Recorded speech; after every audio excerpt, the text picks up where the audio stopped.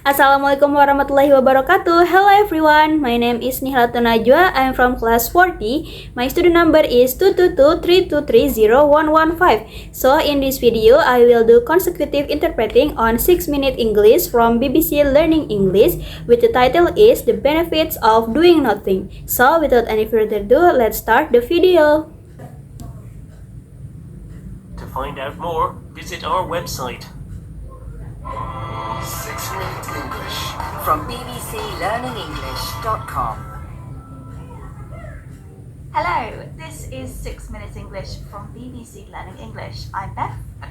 Halo, ini 6-minute English dari BBC Learning English. Aku Beth. And I'm Neil. Phew, I've spent a day in meetings, then shopping, then collecting the kids from school. I'm exhausted, Beth. What have you been doing today? Dan aku Neil. Aku seharian rapat, terus belanja, terus jemput anak-anak. Capek banget, Beth. Kamu ngapain aja hari ini? Oh, not much. Just sitting around, doing nothing, relaxing and kicking back. Oh, nggak banyak. Cuma duduk santai, relax, dan nggak ngapa-ngapain atau rebahan aja. Lucky you. Don't you have any work to do? Enak banget hidup kamu. Emang kamu nggak ada kerjaan yang perlu dilakuin? It may not look it, Neil, but I'm actually as busy as a bee. Kelihatannya sih santai, Neil, tapi sebenarnya aku sibuk banget kayak lebah. If you've seen nature documentaries about worker bees flying from flower to flower, you probably think animals are always on the move. Kalau misalnya kamu pernah lihat dokumenter tentang lebah pekerja yang sibuk terbang dari satu bunga ke bunga lain, kamu pasti mikir semua hewan itu aktif terus.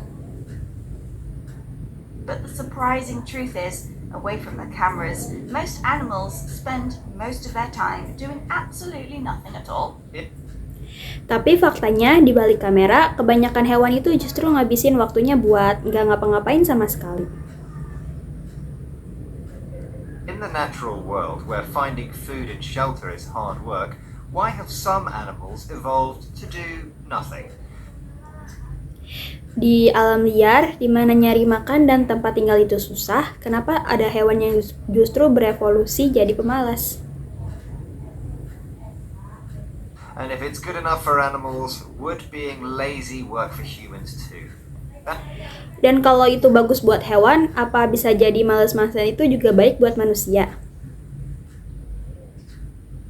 That's what we'll be discussing in this program, and as usual, we'll be learning some useful new vocabulary as well.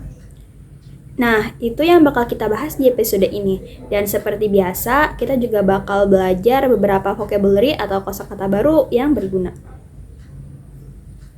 But first, let me work up the energy to ask you a question, Neil.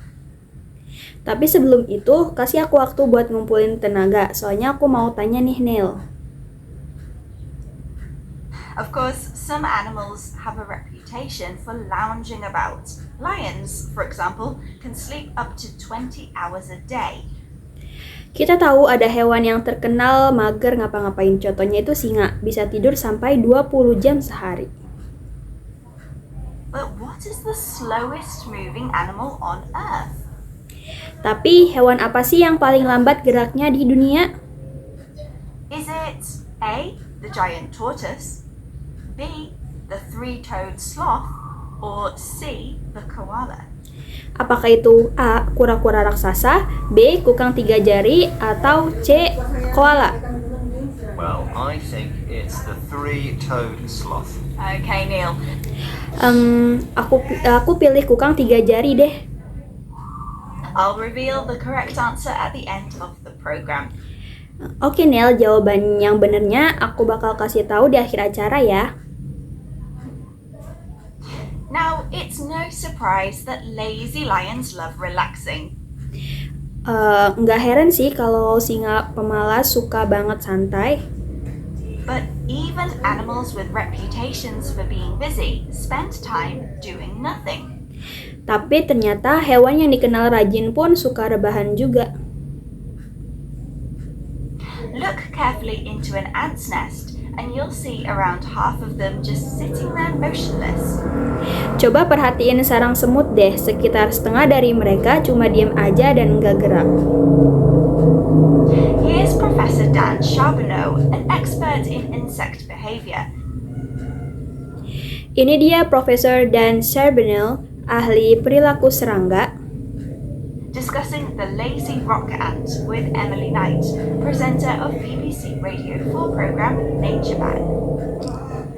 yang ngobrolin semut batu pemalas bareng Emily Knight, pembawa acara Nature Bank di BBC Radio 4.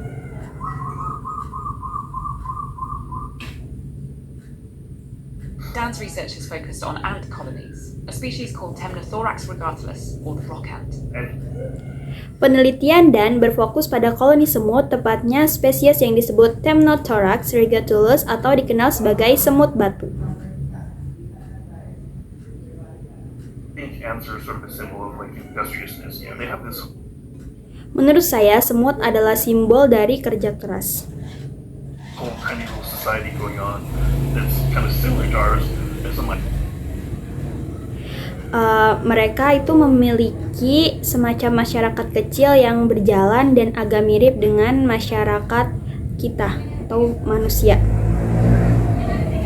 idealized version of what humans might be if we could only like pull it together and all work together. We could be as industrious as the ants.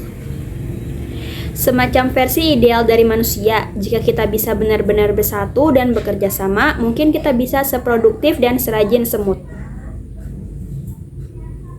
But then when you look at it, you know, roughly about half the colony is inactive at any given time. Tapi kalau dilihat lebih dekat, sekitar setengah dari koloninya itu justru tidak aktif pada waktu tertentu.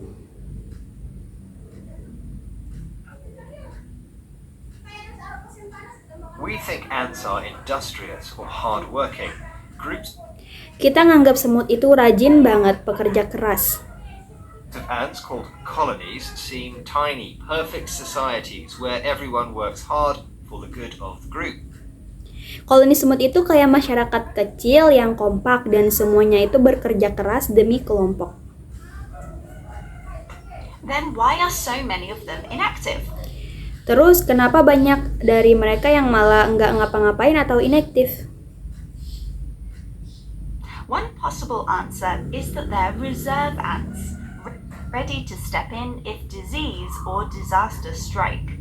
Salah satu jawabannya mungkin karena mereka itu cadangan yang siap membantu kalau misalnya ada semut lain yang kena musibah ataupun terluka. But could it simply be that they don't work because they don't need to? Tapi bisa juga karena mereka emang nggak perlu kerja aja. Would you get out of bed on Monday morning if you didn't have to? Maybe Coba bayangin, apa kamu mau bangun pagi hari Senin kalau misalnya nggak ada yang maksa? the ants can teach us a thing or two about relaxing. Mungkin semut bisa ngajarin kita soal gimana caranya itu bersantai. But wouldn't it get boring just sitting around all day? Not Tapi apa nggak bosen ya kalau misalnya diem aja seharian? according to psychologist Dr. Sandy Mann. She thinks being productive, working to produce a lot for the amount of resources we use, is overrated. Menurut psikologi Dr. Sandy Mann sih enggak. Dia bilang produktif itu kadang terlalu dibesar-besarkan. Boredom has its benefits too, as she explained to BBC Radio 4 program Nature Bank. Rasa bosen itu punya manfaat juga loh. Dia jelasin ini di acara Nature Bank BBC Radio 4. Would humans have invented bread or beer or fire, if we hadn't been bored and were wondering what on earth would happen if we mix this with this, Apakah manusia bisa menemukan roti, bir, atau api kalau kita tidak pernah merasa bosan dan bertanya-tanya apa jadinya kalau misalnya kita campur ini dengan itu? Are all these sorts of inventions the mother of boredom? Apakah semua penemuan ini sebenarnya berasal dari kebosanan? But in this world of constant stimulation, switching off is harder than it's ever been. Namun, di dunia yang penuh dengan stimulasi terus-menerus, menenangkan pikiran itu menjadi semakin sulit dilakukan. That's why we're constantly swiping and scrolling and looking for the next big thing and the new thing, and we get bored of things very quickly. Itulah mengapa kita terus-menerus melakukan swipe and scroll mencari sesuatu yang baru dan juga menarik. Dan kita pun dengan mudah merasa bosan terhadap hal-hal tersebut. So it's a kind of paradox to get rid of this unpleasant state of boredom is actually to allow more boredom into your life. Jadi ini semacam paradoks, cara mengatasi kebosanan itu justru dengan membiarkan diri kita mengalami lebih banyak kebosanan. Dr. Mann doubts humans would have invented things without the curiosity that comes from being bored. Dr. Mann ragu manusia bisa menciptakan hal-hal baru tanpa rasa penasaran yang muncul karena bosan. Boredom is the mother of invention, an idea based on the famous proverb, necessity is the mother of invention. Bosan itu adalah ibu dari penemuan. Ide ini mirip pepatah terkenal, kebutuhan adalah ibu dari penemuan. An idiom meaning that if you really need to do something, you will think of a way of doing it. Yang artinya kalau kamu benar-benar butuh sesuatu, kamu pasti bakal mikir gimana caranya. Instead of fearing boredom, we can open up to its benefits by switching off, stopping worrying or thinking about something, and relaxing. Daripada takut bosan, kita bisa manfaatin sisi positifnya dengan switch off alias istirahat sejenak, berhenti untuk mikirin hal-hal berat dan juga mulai bersantai. Slowing down helps too, something we can definitely learn from our animal cousins. Melambat juga bagus, ini hal yang bisa banget kita pelajari dari para hewan-hewan. I think now is a good time to reveal the answer to my question, since we have nothing else to do. Kayaknya ini waktu yang pas buat jawab pertanyaanku tadi. Kita juga lagi nggak sibuk juga. You asked me to name the world's slowest animal, and I guessed it was the three-toed sloth. Was I right? Tadi kamu tanya hewan yang paling lambat dan aku nebak kukang 3 jari. Apakah aku benar? That was the correct answer. With a top speed of 30 centimeters per minute, three-toed sloths move so slowly that algae grows on their coats.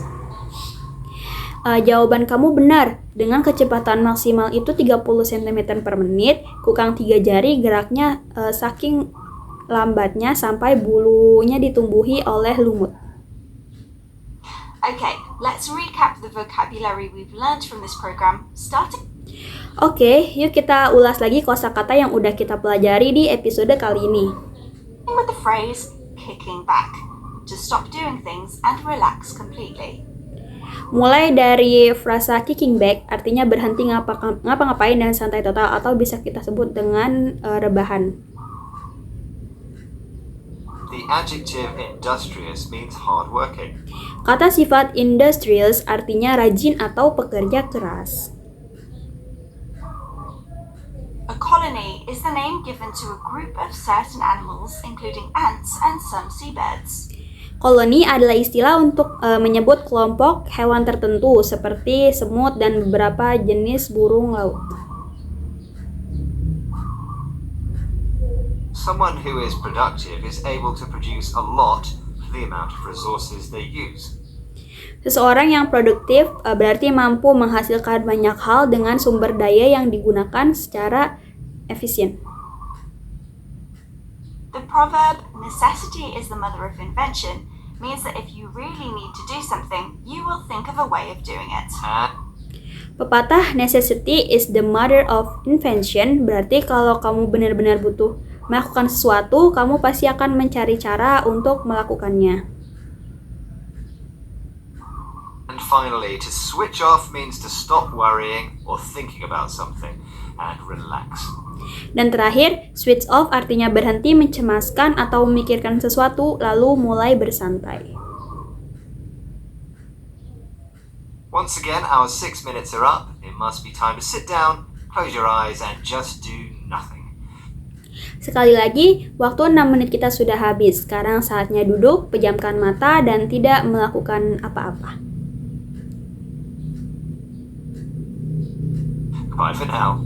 Bye! Sampai jumpa, dadah!